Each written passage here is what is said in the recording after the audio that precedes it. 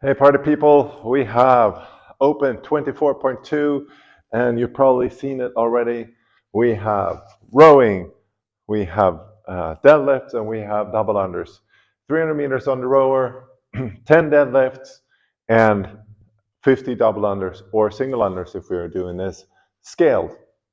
First of all, let's talk about some logistics.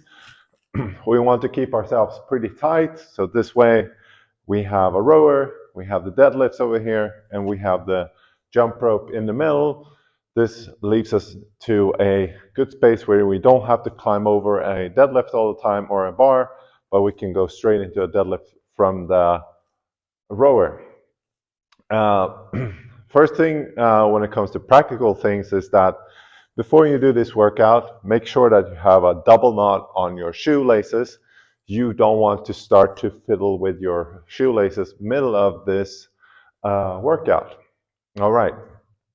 For the rower, you want to set up the damper probably somewhere at 6 or 7.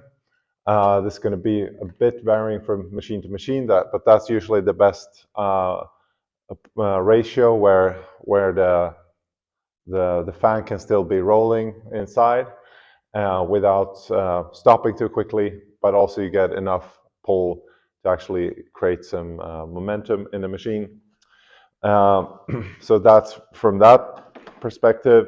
We want to have our straps here not super tight, but you should be able to lift up your foot and then pull it out, so you don't have to fiddle with the straps inside the middle of the workout.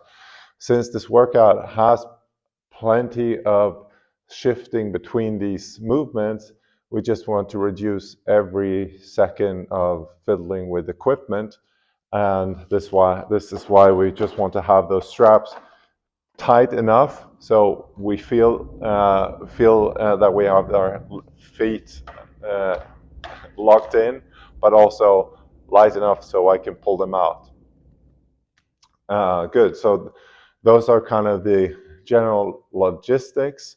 Now, when we come to a bit of more strategy talk, we want to think about our weaknesses for this workout, and this is going to vary from person to person. If you have great double unders, then the double unders can be a rest for some people, and that means that some people will be able to push it on the rower. The deadlifts are probably not going to be so heavy if double unders are easy, but we'll talk about that in a second. I'm just going to talk for the most of us that don't have easy with double unders or even go single unders today, or we'll stay at the double unders first. If you are attempting to do some double unders and you know double unders are pretty hard, then I want you to see this rower as your recovery tool and try to be as relaxed as possible on the rower and on the deadlift so you can have plenty of energy for the double unders. So that means for your rowing pace, you want to be thinking that you're pushing the limit on the double unders, getting straight into the rower and just start rowing, even though if it's slow and easy. The best thing is that you're still gaining meters, but you will not gain a single double under if you're standing around with your hands on your knees on the double unders. So that is kind of the pace for the rower in that case. If you're doing the scaled and you know that you're crushing it with single unders and with the deadlift, now your challenge is going to be to push yourself on the rower instead, and that's where you're going to make up the most of the time. And yeah, those are kind of the things that when it comes to the rower. If we look at the next movement, which is then the deadlift, we can vary our grip a bit on the deadlift to kind of have a bit of stimulus, because this workout might get a bit grippy. So you can have a mixed grip for your deadlift, right? And then you can shift that mixed grip each round. It's still going to be taxing on your grip, and if it gets too much of a mind thing you have to think about, then just ignore it.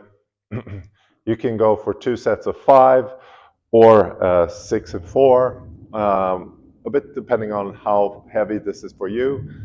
If you feel like this is pretty heavy, then definitely go for like a set of 6 and then 4, so you have some energy for the jump rope immediately.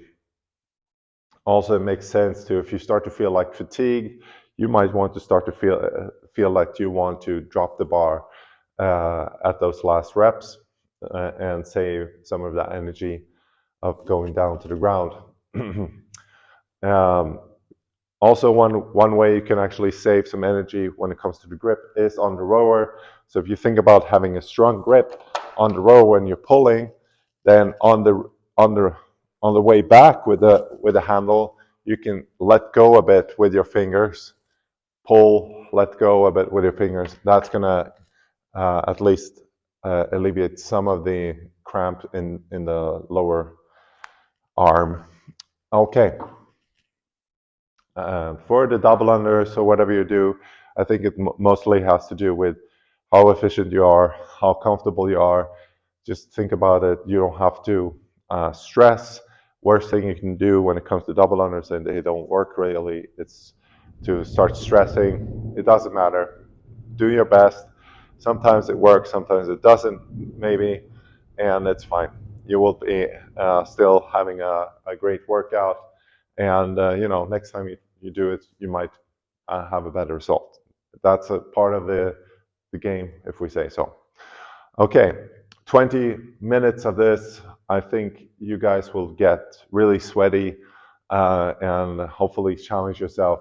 Maybe with the weights, maybe with the double unders, maybe with the rower. Definitely a grinder for most of us. And I'm excited to see if somebody gets over those 8 rounds maybe. Okay, looking forward to it. Bye, guys.